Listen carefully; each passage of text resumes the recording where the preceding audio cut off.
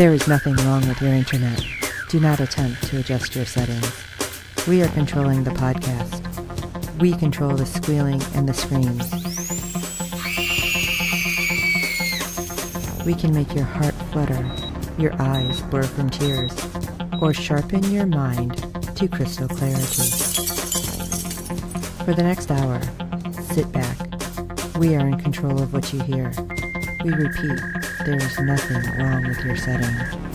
You are about to experience the awe and mystery known as the female mind. You are now entering the Fangirl Zone.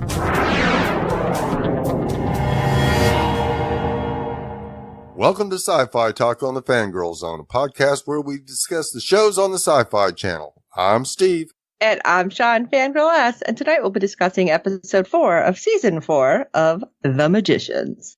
Okay, definitely getting some more adult content. Just a little. Because it's getting kind of crazy, too. Yeah. Well, I think this was a really nice setup episode, actually, because almost everything that happened has a purpose. Yes. And we're finally closing some loops. Right. So it really makes me wonder, because obviously you guys have seen it. That's why you're listening to us. Otherwise, go watch this first. Yes. Because we get to find out what the heck the quickening is. Yep. It wasn't a Highlander thing. No.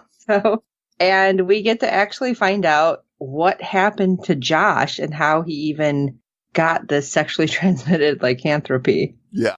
So that was interesting. And just some of the stuff that happened, it was like, what? And there's one in particular, I'm kind of shocked that the witness protection spell didn't find a way to help. Right. Which we'll, of course, talk about. But before we get there, let's talk about the ratings, shall we? All right. Episode 3 brought in a 0.20 in adults 18 to 49 with 0.615 million viewers, making it the 41st overall cable show for the day, which is up quite a bit from episode 2. Yeah, not bad. Now I think everyone realizes it's back. Right. And I'm shocked. We have a live plus 7 days for episode 1.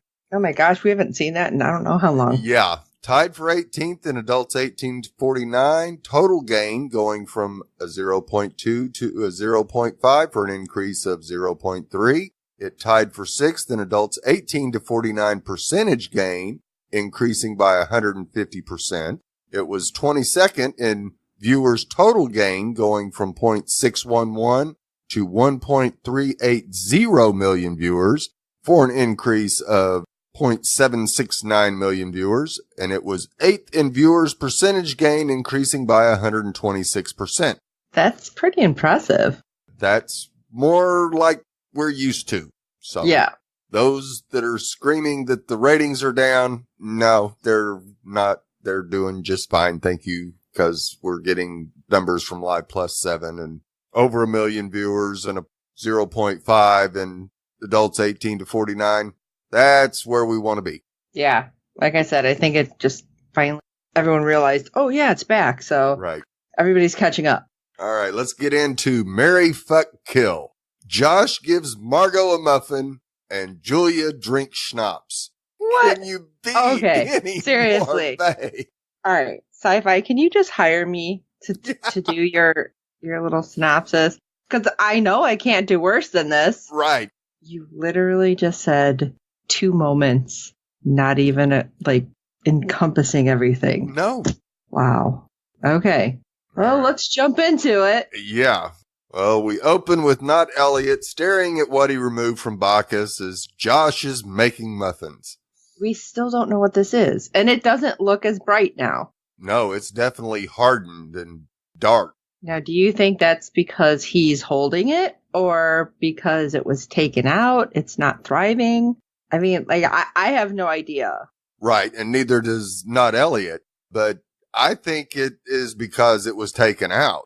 Okay, so maybe it's I think it was dying? removed from the monster and put into each of the gods to keep it safe and alive. Okay. So I have a feeling Not Elliot's basically killing himself. It's or at really least whatever interesting. they took from him. Yeah. It's really interesting the theories that have kind of been floating around too on like the Facebook page, Magician's Facebook page, and just all over Twitter, because people are trying to figure out who he is. Right. And, what the thing he's looking for could be. And some people were thinking it's like he's Pandora and this is various pieces of the box, which I think that's a bit of a stretch. Yeah, just a little. And there was one out there that he was like a primordial god, I think chaos. Right. And this is bits of him that they separated so the world wouldn't be in just total chaos. So I'm really interested to see where this is going because I've not gotten past the first book yet, and I don't know if they're even talking about this in the book at all. Right. So if any of you know if this is something from the book specifically, please let us know at SYFY Talk at fangirlzone.com because I am really interested, or what your theory is to what god he is, or what it is, because it seems that it's a big deal that it's since. Sorry. Okay, let's jump back in. Sorry. So Penny 23 questions Josh about baking, and Josh tells him they're for Quentin. He just lost his father, and that he just helped kill a friend, and he's not real happy about it. So Margot comes in and tries to convince Darth Elliot to take another body, but he just poofs out. Oh, she was like, why don't you take something, lasts longer? Yeah, not human, even.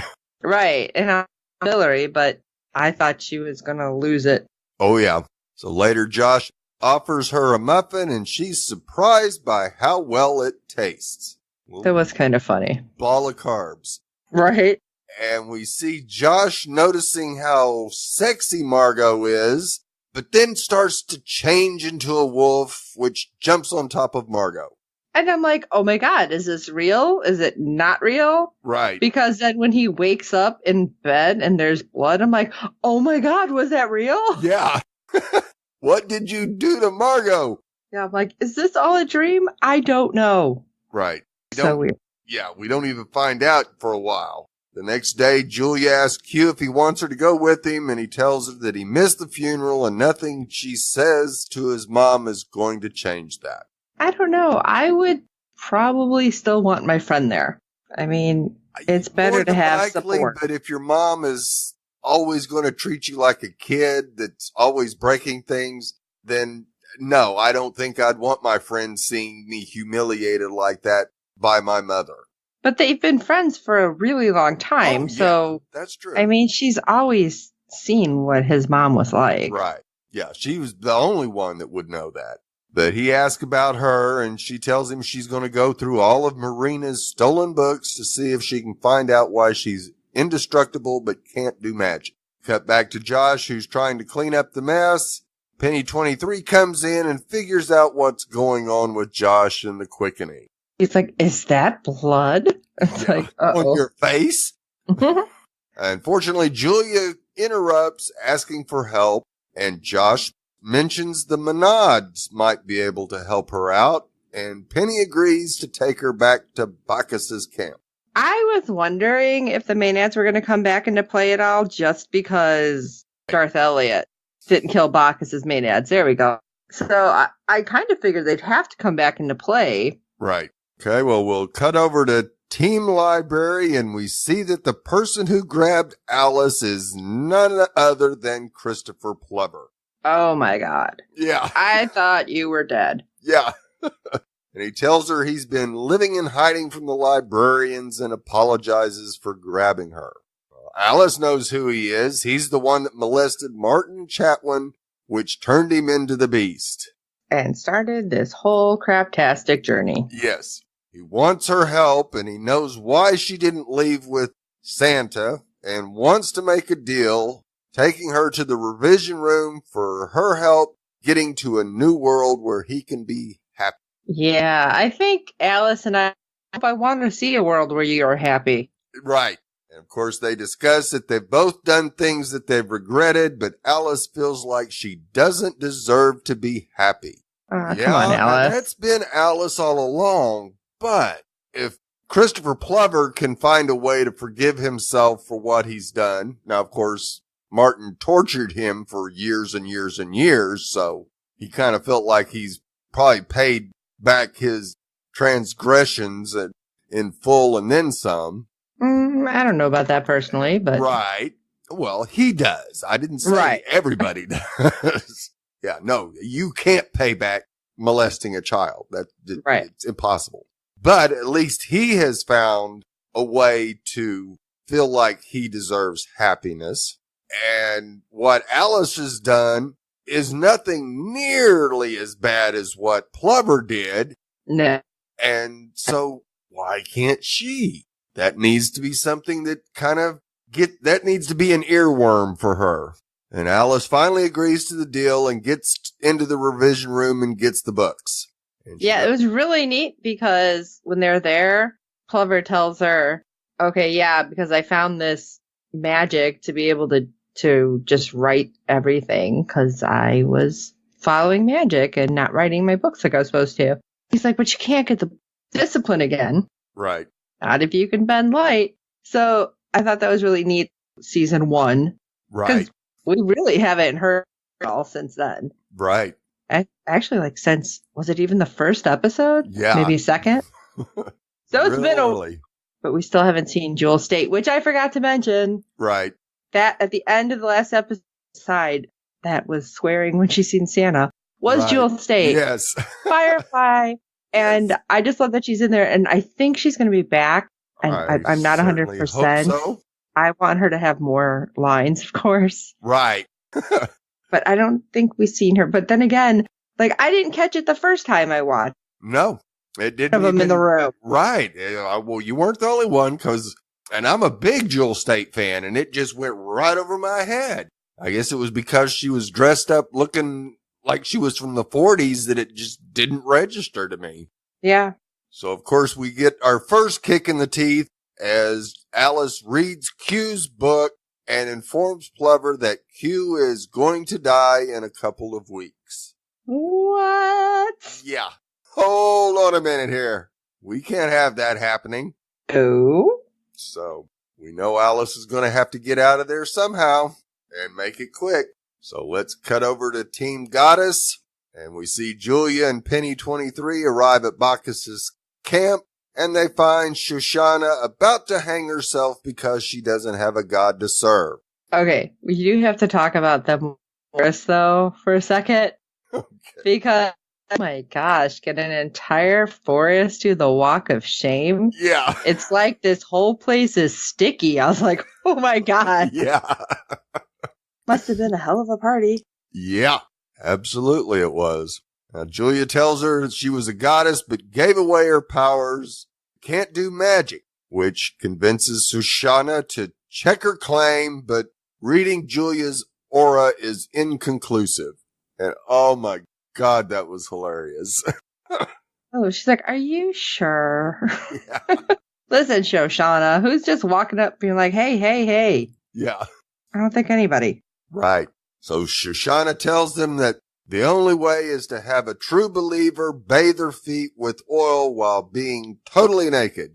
That was really funny and awkward. Oh my God, it was. But of course, Julia... Like, I can't do it because I don't believe in you. Right. I know where this is going. Right. And then suddenly that was a little too quick, Penny. Yeah. Just like at least look a little more embarrassed about it. I don't know, something. Well, he made up for it once he was there, that's for sure. When the ceremony was going on, I was really expecting, this sounds horrible, but I was expecting Julia to kind of like look down and be like, oh, just like I expected some comment like Penny's like, oh crap. Right. Just anything. Like we all know what I'm getting at, but it didn't happen. No. Yes, you can Julia, touch my boobs. Right. Light and laugh a little bit and be like, this is weird for me too. Right. But she was handling it so much better than Penny was. Oh my gosh. Penny was something else. And you could just see the difference. This is so weird because you have our Penny 23, and then when he was the DJ. Right. And just how different all the characters are. Yeah. And that's amazing. Something we loved having with Orphan Black, and we know how much the actors enjoy being able to play different characters. So yeah, this has been awesome so far. Now, of course, they take the oil to Shoshana. She looks at it and murky. Oh, Right? I'm like, what does that mean? yeah. And Julia gives her a jab, and all of a sudden a blue flame comes off it, and she tells Julia that she has so much power she doesn't need magic. Again, what does that mean? Yeah. Explain, please. Right, but no. She We don't bends get an the knee, explanation. and she has a new deity to serve. Yeah, and we didn't mention the other Maenads apparently all ran off. Right.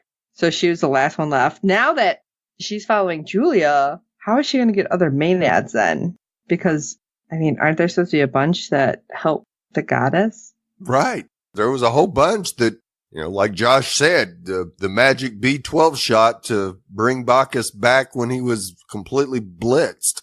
Well, I mean, at least Shoshana doesn't have to get, wasted and help Juliana that way. Right. So this will be curious to see how this plays out as well. Yeah. Are they going to really bring her interested. back to New York? And I don't know. Will she be able to travel to New York? Right. And is Julia still, what was she, Our Lady of the Trees? Right. I wonder if that's what she still is or not. Yep. So let's move along to Team Monster. And Q enters his father's man cave with his mom in tow. And they go back and forth about why he missed the funeral, and she is still treating him like a child that always screws things up. She informs him that she divorced his dad because he was too normal, and he didn't end up having any friends because no one showed up at the funeral. I'm sorry, but with everything, first of all, okay, you're divorced, and you probably didn't want to do this, but you have some kind of feeling for him, whatever.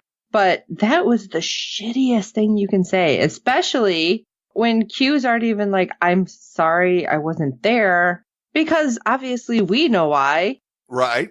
But come on, you as a parent, you're supposed to be a little more understanding.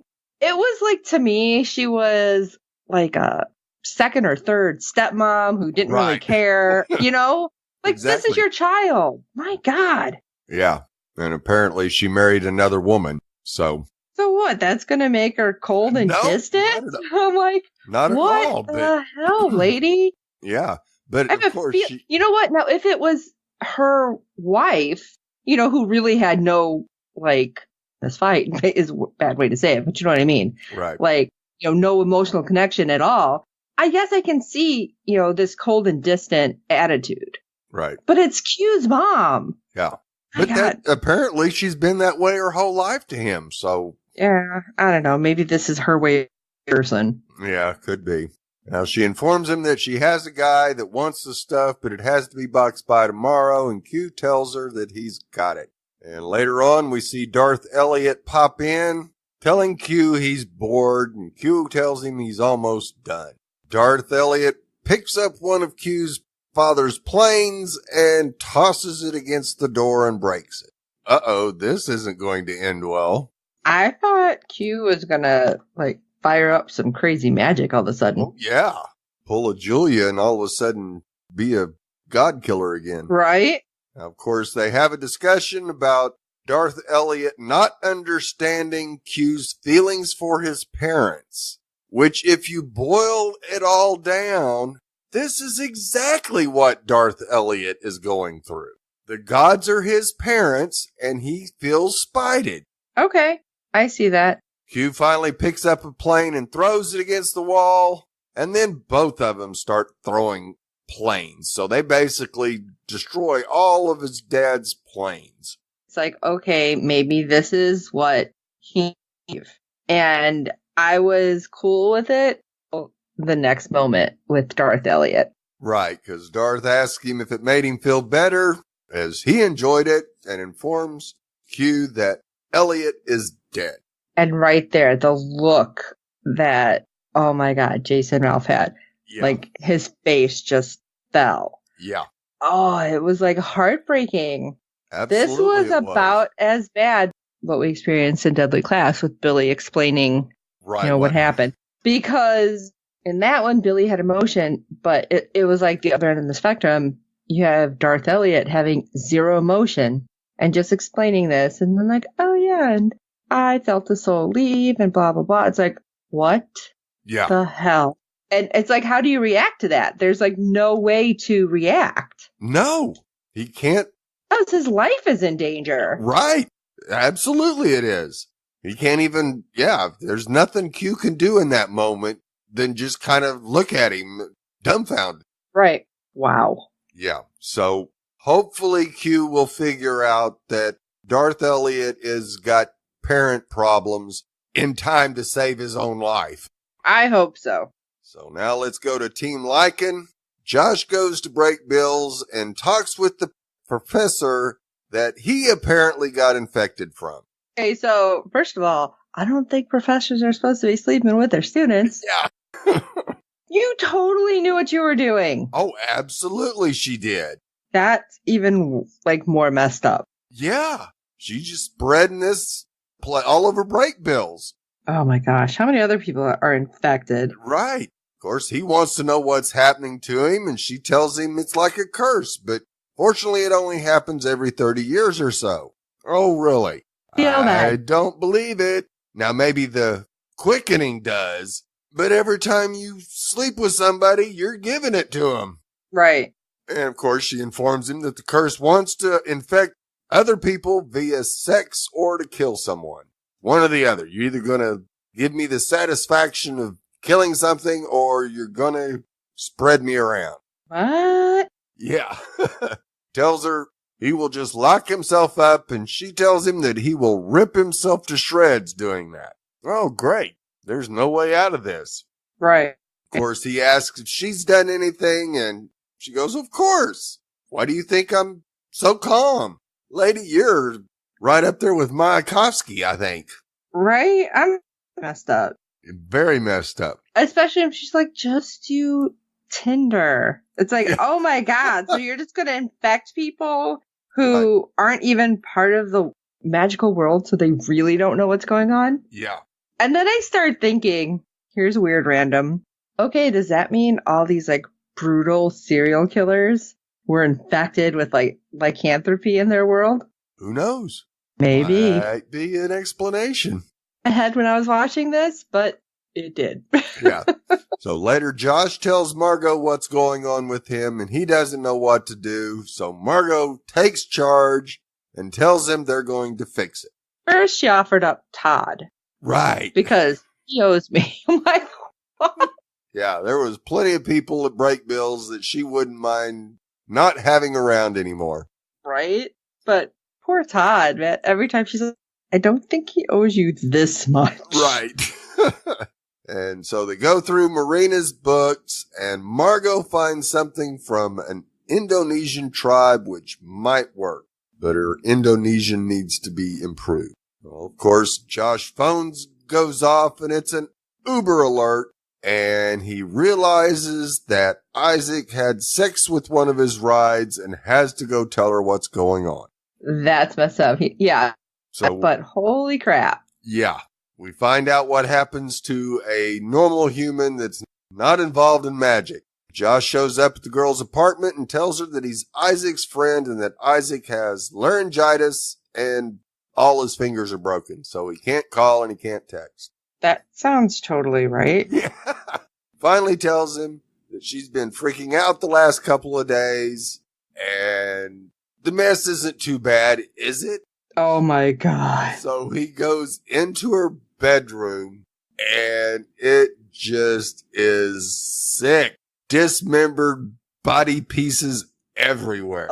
And then just like, was it part of the leg just falls off the bed? Right, off the bed. And Josh just goes, oh my God. So when he meets back up with Margot, she tells him that she's figured out the spell and they need a Komodo dragon. And guess what? Kanye West has one in his place in New York, so they head off to steal it. Okay. And we see him later that night. They somehow got to meet Kanye, so they kind of got caught, but didn't get caught. I don't know. Yeah. Margot performs the ceremony, but it fails, and Josh almost attacks Margot. Got the sex drive in overdrive right now. Yeah, he had to go take care. Yeah, with the tree. But it should be enough to get them back to their place. Josh locks himself into a cage, willing to die so that no one gets hurt. Of course, Margot isn't having any of that and locks herself into the cage with him. Oh my gosh. I was like, what are you doing? What are you doing? Yes, what are you doing, Margot? And when she's just like, can't help you. We tried. This isn't working, but I can give consent. And I'm like, what? Yeah. Holy moly. And he didn't want to. At least it seemed like it. No. He's like, I don't want to give this to anybody. Right. He's already seen what one person that he didn't realize he did, what happened to her. So he surely doesn't want this to happen to Margot. Right. He kind of likes her and she likes him. And of course, the quickening apparently makes Josh a really good kisser. Well, or he might have always been a really good kisser and she just didn't know. Yeah. But when he's just like, yeah, I know. Yeah. What? Yeah. Dude, seriously? That's why I kind of thought it was before the quickening, because that might be the one thing that he feels like he's good at. Right. That was just funny when he's like, oh, yeah. And of course, they apparently have sex. Of course, Josh is concerned about what is going to happen to Margot, but she doesn't care because it will happen in another 33 years. But Margot, you can't have sex without giving this to whoever you're having sex with. And we know how much you like your sex. And that's why Josh is like, so are we like a couple? Like, I think they might be. She seemed happier than she's been in a really long time. Ever. Yeah. And it was like, oh my God, is this really happening? Right. So I feel like, obviously they kept showing like there was a slow connection coming and This is the connection Margot needed right now. And at, the very end, Josh is like, I'm really sorry we couldn't help Elliot. Right. And, ultimately she's like, so am I but I had to help you. I didn't want to lose another friend. Right. And it's like, oh, okay, you're going to kind of pull the heartstrings. Yeah. And then it got worse. Yeah. Because all of a sudden we're in the middle of the daytime. We see Elliot standing in the Breakbills courtyard. And it's Elliot because he's all done up. Elliot's his hair dress. Lovely. Yes. Yes. The way Elliot dresses. Yes. And of course there's nobody in sight. And so he screams for Margot and you just go, oh. Yeah. And it's like the dagger's twisting. And it was so weird though, as they pull out, it looks like it's turning into almost like a line drawing. Right. Because like everything goes kind of out of focus and then loses color. And then you just see like pencil, like it's almost like cartoons. Right. And I'm like, oh no, what is this? I mean, we know Elliot is obviously still alive somewhere in the monster. Right. Or vice versa, whatever. But the fact that it's like the world is kind of disappearing around him, I don't know if it means that he's losing himself or is it possibly starting to expand for him? Like he's just realizing what's going on and he's trying to fight his way back. We don't know which way it's going. Right. Yeah. We don't know what Elliot thinks. Right. Is happening to him. If he can remember that, yes, the monster took over him or not. And maybe with the world kind of going that way, it will allow him to realize that, yes, he's still alive, but he's not in control. Right. It's got me worried, though. Oh, yeah. We could actually completely lose Elliot. Now Q's supposed to die in a couple weeks. What is happening? Holy crap. Well, what do you guys think about this episode? Shoot us an email at syfytalk@fangirlzone.com. That's SYFY Talk. Let us know what you think. Let us know your theories, especially with Elliot, because I'm really interested there. And while you're at it, if you can rate and review us on iTunes and every other platform you find us on, because good ratings and reviews help other fans of the show find us. Tell your friends about the show. I am really hard pressed to believe that you haven't got your friends to watch all of Magicians so far because it's amazing. Yes. And if you want to check out our website, www.fangirlzone.com, You can check out random stuff that we post there. And then it also has our links for our Facebook and Twitter and everywhere that we are. And you can see all of our fun photos if you head over to Instagram as well. And for this episode of SYFY Talk, I am Sean Fangirl S. And I'm Steve. We're going to find a way out of this thing, or we'll die trying. And until next time.